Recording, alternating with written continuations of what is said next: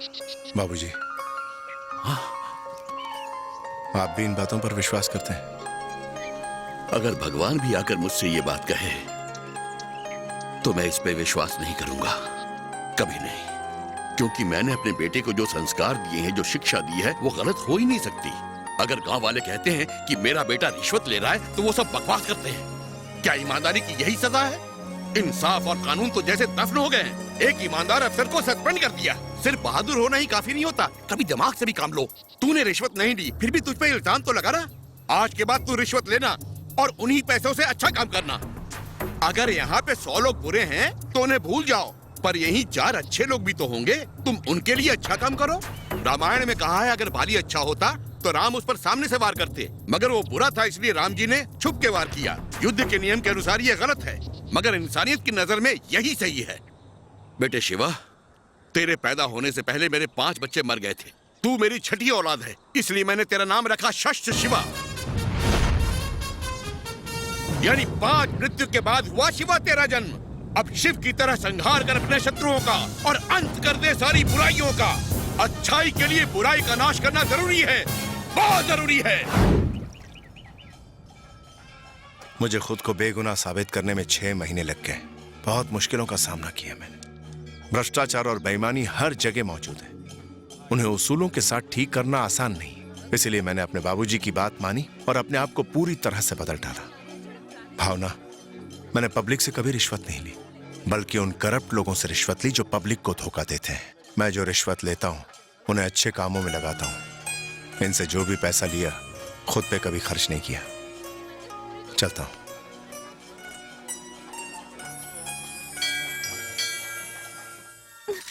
अरे हम उनसे ऊंची जात के हैं, वो हमारी बराबरी का नहीं है, फिर भी तुमने ऐसी गलती कैसे कर ली? वो बहुत अच्छे इंसान है। अभी उम्र है क्या है तेरी जो तू इस तरह की बातें कर रही है?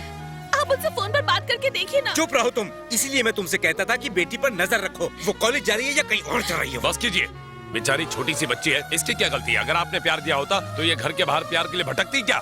आप उनसे बात तो कीजिए। क्या बात करें उनसे? उनसे ये कहें कि तुम हमसे नीची जात वाले हो। पता है कितनी बेइज्जती हो जाएगी। आपको पार्लियामेंट में होना चाहिए। बकवास करते हो। देखो, इस पर पानी डालने से कुछ नहीं होने वाला है। उस लड़के को फोन करो और उससे बात करके देखो। कॉफी लीजिए ना। शक्कर घोलने के लिए पहले कॉफी को अच्छे से हिलाओ। कॉफी गरम है, ठंडी करके पियो।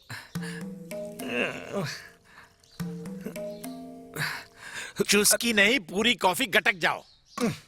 ये लोग तो कॉफी पिलाने के बजाय कॉफी पे लेक्चर पिलाने लगे। सब कुछ ठीक। हमारी बेटी एक पुलिस अफसर से प्यार करेगी, ऐसा हमने कभी सोचा ही नहीं था। दादी जी, चोर से प्यार करती तो गलत होता क्या? हमारी तुम्हारी कोई बराबरी नहीं है, तो बताओ हमारी बेटी तुम्हारे साथ कैसे खुश रहेगी? मैं आप लोगों के साथ एक दामाद की तरह नहीं, बल्कि एक बेटे की तरह पेश आऊंगा, यकीन कीजिए।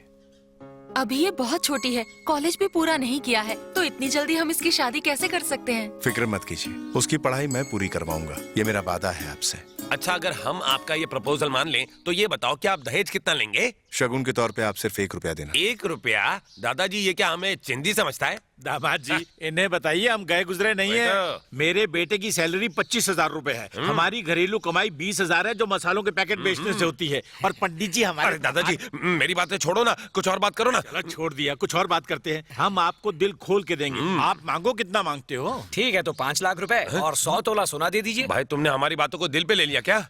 मुझे कुछ नहीं चाहिए, आपकी बेटी का साथ ही मेरे लिए काफी है। मैं आपकी बेटी से बहुत प्यार करता हूँ। उसे पालूंगा तो मैं समझूंगा मैंने सब कुछ पा लिया। मुझे आपका आशीर्वाद चाहिए बस। उठिए। ये हुई ना बात। खुश जुग जुग जियो। तो हमारा पहला दामाद कामचोर और दूसरा पुलिसमैन। दादाजी ये क्या कह रहे हो? अरे मैं तो मजाक कर रहा हूँ। आप तुम जरा संभल कर रहना। आप शायद इस रिश्ते से खुश नहीं हैं। आप पूरी तरह से तसल्ली कर लीजिए, मैं इंतजार करूंगा। शिवा बेटे, तुम एक बहुत अच्छे इंसान हो, लेकिन हमारे खानदान में तकरीबन 400 लोग हैं। तुम ही बताओ, मैं उन्हें क्या जवाब दूंगा? छोड़िए ना, उन 400 को भूल जाइए। एक अच्छा इंसान रिश्तेदार बन रहा है। अरे श्रीनिवास, अगर मेरा बेटा होता और आपकी बेटी का हाथ मांगता तो आप बताइए मंजूर करते कि नहीं? मैं आज से इसे अपना बेटा मानता हूँ और इसके लिए आपकी बेटी का हाथ मांगता हूँ। उस दिन जब मैं तुम्हारे पैर छूने झुका था तो तुमने कहा था मैं आपके बेटे जैसा हूँ। मेरे लिए इससे ज्यादा खुशी की बात और क्या होगी? आप क्या सोच रहे हो? हाँ कह दो। ठीक है। சித்திரபானுவருஷம் தை மாதம் 4ஆம் தேதி பழனி சீமான் சொக்கலிங்கத்தின் புதல்வன் சாமி என்கிற ஆறு சாமிக்கும் அம்பா சமுத்திரம் சீனிவாசனே நித்திய புத்தரி சௌபாகியவதி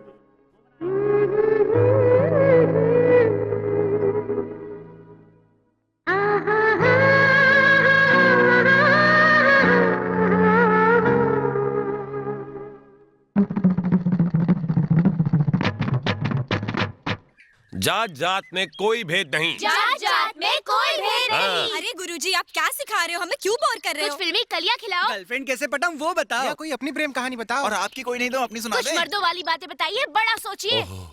इन बच्चों ने तो मुझे भी सोच में डाल दिया।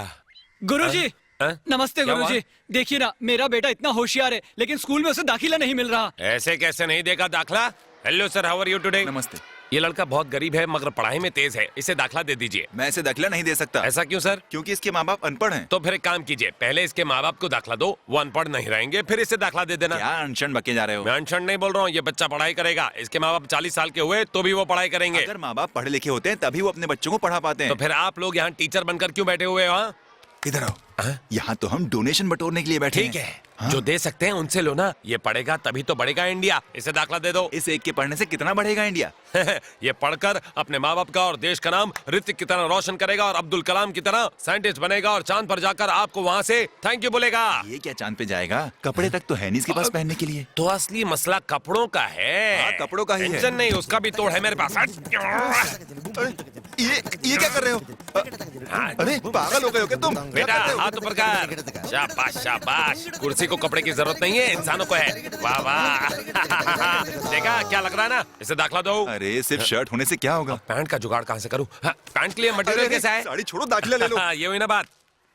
अरे क्या बात है गुरुजी, मेरे बेटे को दाखिला मिल गया क्या? इसे दाखला भी मिला और कपड़े भी। ये आपने कैसे किया? ये अब उनका स्टाइल है। विपक्षी दल वाले नेताओं ने सत्ता पार्टी को गाली दी। इसके विरोध में सत्ता पार्टी ने फैसला किया है कि वो 1 दिन की हड़ताल पर जाएंगे, जिसके चलते पूरा शहर बंद रहेगा। कोई भी जरूरी ये हमारी पार्टी का बंद है। कोई भी आदमी बाहर नहीं आना चाहिए। चाय पान की दुकान ठेले वगैरह कुछ नहीं खुलना चाहिए। हमारे सभी आदमियों को खबर कर दो। Okay boss. सर त्योहार के वक्त अगर दुकानें बंद होंगी तो कैसे चलेगा सर? सिक्योरिटी के लिए बंद तो रखना ही पड़ेगा। सर ये सरकारी नहीं, सत्ता पार्टी का बंद है ना। सर हमारा माल खराब हो जाएगा, हम बर्बाद हो जाएंगे सर। हमने ज्यादा पैसे दे के माल खरीदा है साहब। अगर आप भी ऐसा ही कहेंगे तो हम कहाँ जाएंगे, क्या करेंगे? अगर हम दुकानें बंद कर देंगे तो हमारा बहुत नुकसान हो जाएगा सर। ठीक है, आप पुलिस प्रोटेक्शन के लिए एप्लीकेशन दे दीजिए, बाकी मैं संभाल लूंगा। ठीक है ठीक है। सर जनरल सिंह का हाथ है इसमें, हमें इस मामले में नहीं पड़ना चाहिए। अरे छोड़ो, इन गरीबों का इतना नुकसान हो जाएगा, उसकी भरपाई कौन करेगा? भाड़ में जाए जनरल सिंह। ठीक है, कोई प्रॉब्लम होती है तो मुझे फोन करो। सर और यहाँ की क्या सिचुएशन? जैसा आपने कहा था वैसा पूरा बंदोबस्त कर दिया है।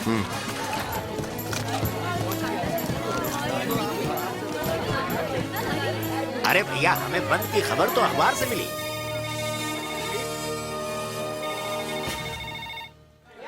यहाँ की सिक्योरिटी मैंने खुद देखी है सर, यहाँ कोई प्रॉब्लम और नहीं। इस तरफ? इस तरफ भी मैंने चेक कर लिया है।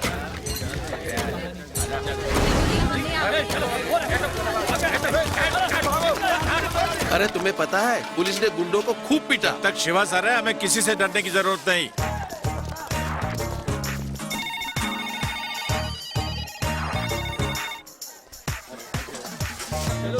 नमस्ते साहब। अच्छा, सब ठीक है ना? बहुत अच्छा आदमी है सर ये।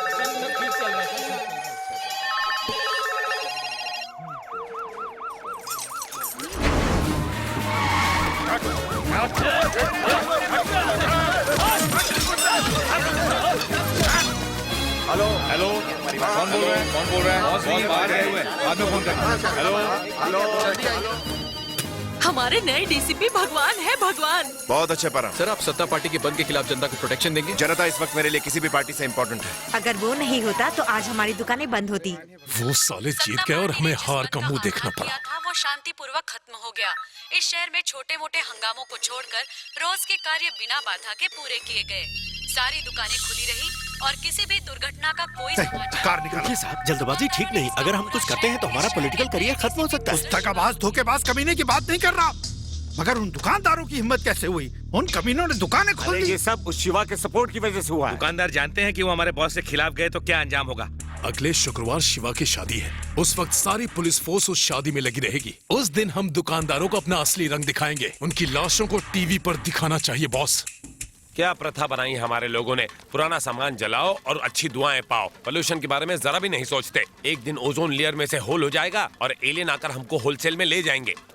मौसी जी ये वही चटाई है ना जिस पर मौसा जी सोते हैं, आप इसे भी जलाएंगी क्या? ये चटाई पुरानी वो है। तो मौसा जी भी हैं। चुप कर बदतमीज। ये चटाई गरीब बच्चों को दे दो, वो इस पर सोएंगे, आपको दुआ देंगे। चुप कर, चल जा यहाँ से। अंकल जी आप ये आग में क्या झोंकने वाले हैं? पुराने कपड़े हैं बेटा। आपके लिए पुराने होंगे पर इनके बहुत काम में आएंगे, इन्हें दे दीजिए ना। पुराने सामान को जलाने का रिवाज है, इसे बड़ा शुभ माना जाता है। वो कहावत नहीं सुनी तुमने, पुराना हटाओ और नया लाओ। अच्छा तो सारा पुराना सामान आग में डालना चाहिए ना? बिल्कुल ठीक कहा बेटा। अरे क्या कर रहे हो तुम? ये हमारे पूरे जिले के सबसे पुराने आदमी हैं। इन्हें आग में डालेंगे तो पूरे जिले को अच्छी दुआएं मिलेंगी, है ना? रुको, ये क्या कर रहे हो? क्यों? ये मेरे बड़े भाई। अपनों की बात आई तो आए ना लाइन पर। गरीब बच्चों के बारे में सोचते भी नहीं हो। कपड़े नीचे रखो और मैं तुम्हारे भाई को नीचे रखता हूँ। सॉरी अंकल और थैंक्स भी। आपकी वजह से आज इन गरीब बच्चों को कपड़े मिले। मैं आपका ये एहसान कभी नहीं भूलूंगा। वक्त रहते चुका ही दूंगा, पक्का प्रॉमिस। अंकल बोलो ना। अंकल बोलते क्यों नहीं? ये क्या? ये अंकल तो 1-2 दिन पहले ही कट लिए हैं। ये पहले ही समझ गए थे कि आज के इंसानों को पुराने लोगों की और चीजों की कद्र नहीं है।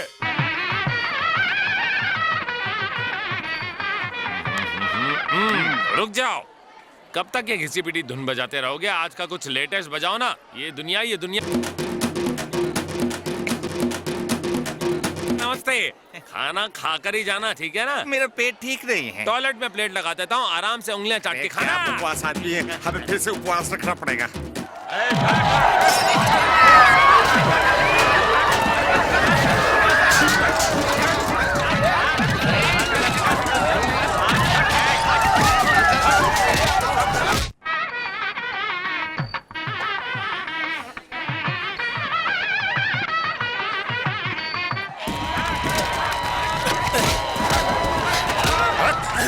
मेरी इतनी हिम्मत, मेरे मना करने के बावजूद दुकान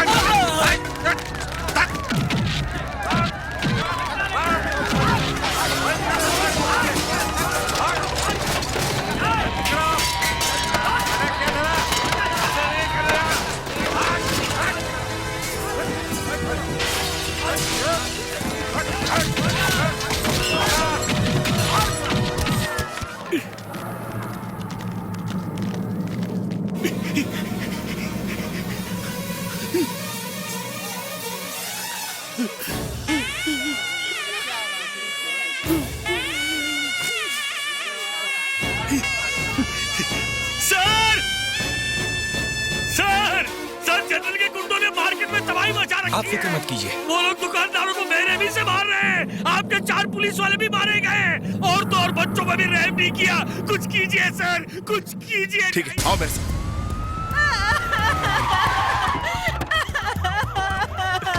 सर आपने देखा उन्होंने क्या किया? देखिए उन्होंने हमारे आदमियों को मार डाला सर। सर हम बर्बाद हो गए। बेरहमी से मारा है सबको, पूरे मार्केट को शमशान बना दिया। सर किसी को नहीं छोड़ा, औरतें बच्चे। हमने आपके कहने पे दुकानें खोली थी और उन्होंने देखिए क्या तबाही मचा दी सर। देखिए सर अब हमारा क्या होगा।